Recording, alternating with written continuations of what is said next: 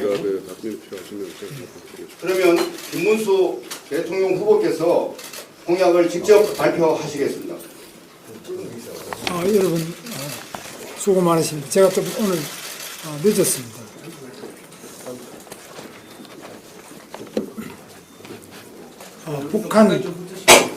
북한 핵 위협에 대응하는 억제력을 더욱 강화하겠습니다.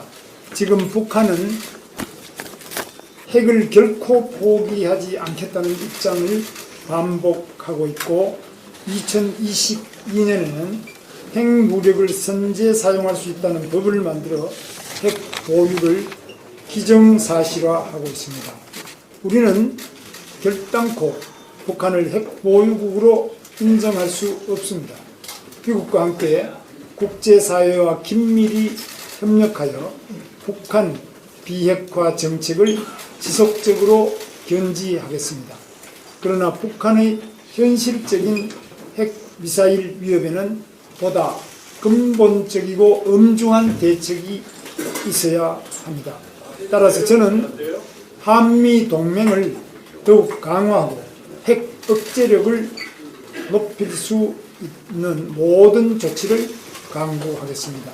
첫째, 한미 동맹을 바탕으로 핵 확장 억제 실행력을 강화하겠습니다. 이를 위해 첫째, 미국 전략 자산을 상시 주둔에 준하는 수준으로 전개하고, 둘째, 한미 핵 재래식 통합 훈련을 내실화하며, 셋째, 한미 방위 조약의 핵 공격 보호 조항도 추가하도록 노력하겠습니다. 두 번째로 현행 한국형 3축 체계를 더욱 강화하여 선제적 억제 능력을 확보하겠습니다.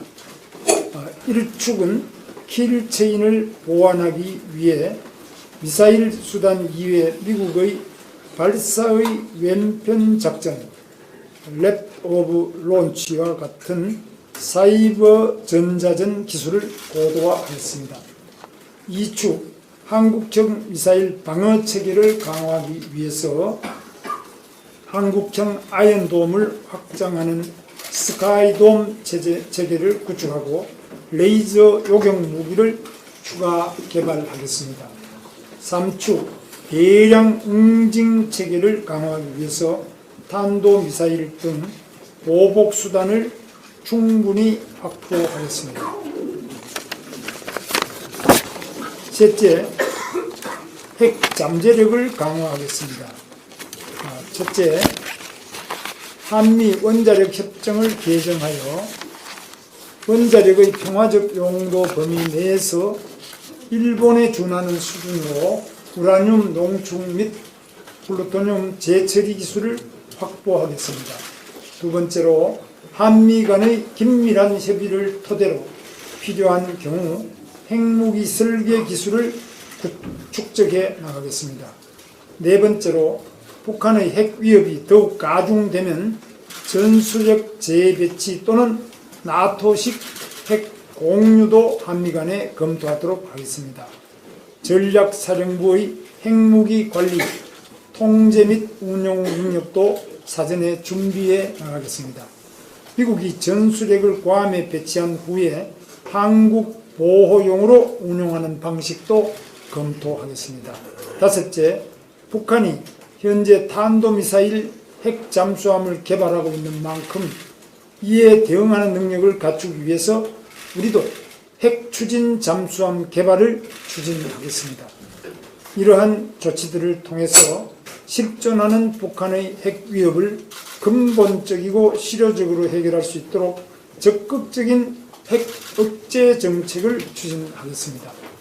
북한 핵에 대한 강한 억제력 없는 평화는 가짜 평화입니다. 김문수는 한미 신뢰를 바탕으로 힘에 의한 진짜 평화를 지키겠습니다. 미국과의 신뢰관계를 바탕으로 강한 대한민국, 국민이 안심하는 대한민국, 국제사회가 신뢰하는 대한민국을 만들겠습니다. 북핵 위협에 흔들리지 않는 대한민국을 만들겠습니다. 감사합니다. 자, 이 부분에 대해서 뭐 질문 있으신 분은 소속사를 나머지 밝혀주시고 정치적인 그런 부분은 따로 제가 하겠습니다. 질문 있으시고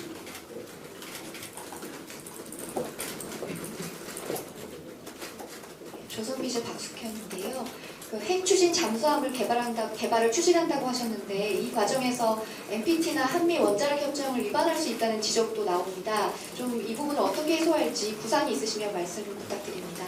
그 부분은 기본적으로 NPT나 또 한미 원자력 협정이나 이런 것들 포함되기 때문에 일단은 그 여러 가지 규정이나 규제를 위반하지 않는 범위 내에서 한미 간의 협상 또 여러 부분에서 원만하게 잘 될 수 있도록 추진하겠다는 겁니다.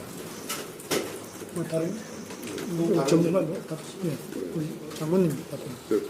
보충 설명을 잠깐 드리겠습니다. 핵추진 잠수함에는 사실 우리가 아직 허용되지 않은 소형 원자로 기술이 필요하죠. 그래서 그런 것들이 우리 선행돼야 되기 때문에 한미 원자력 협정에 의해서 플루톤 제출의 기술뿐만 아니라 그런 소형 원자력까지도 개발할 수 있는 그런 기술 우리가 양해를 받아야 됩니다. 그래서 순서가 우리가 잠재 역량을 확보한 다음에 그 다음에 가야 되는 순서입니다. 그래서 후보님께서 발표하신 순서도 그 세 번째 잠재 역량 확보 그 다음에 말씀을 하신 겁니다. 이해되셨죠? 또 예. 네, 저 TV로선 최민식인데요. 조금 전에 안에서 북한 어제 도발과 관련해서 보고 받으셨다고 들었는데 어떤 내용 보고 받으셨는지 궁금합니다. 예. 북한의 미사일 도발을 규탄하고 가짜 평화 세력에 대한 경고 이렇게 해서 이게 입장문 발표됐죠. 그대로. 지금 발표된 입장문을 발표하겠다고 보고를 받으신 건가요? 아니요. 발표하지 않았습니다. 보고만 했습니다. 네. 북핵에 대한 입장 보고만 했습니다. 네. 북핵에 대한 입장을 보고받으셨다는 말씀이시죠? 아니요.